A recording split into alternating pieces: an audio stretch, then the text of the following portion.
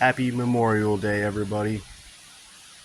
Just taking a nice little stroll by myself, enjoying this 3-day weekend till I got to go back to work tomorrow. So just trying to soak in all this good nature energy, just release any negative emotions or thoughts I have, which is good to do.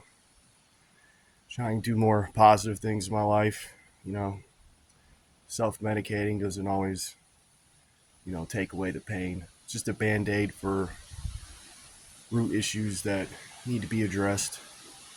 But it's pretty beautiful out here, though.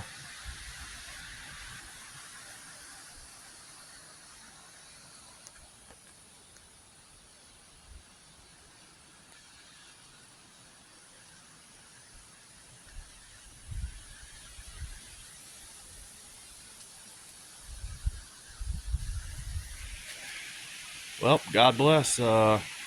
Everybody stay safe. Don't drink and drive, and happy Memorial Day. Peace.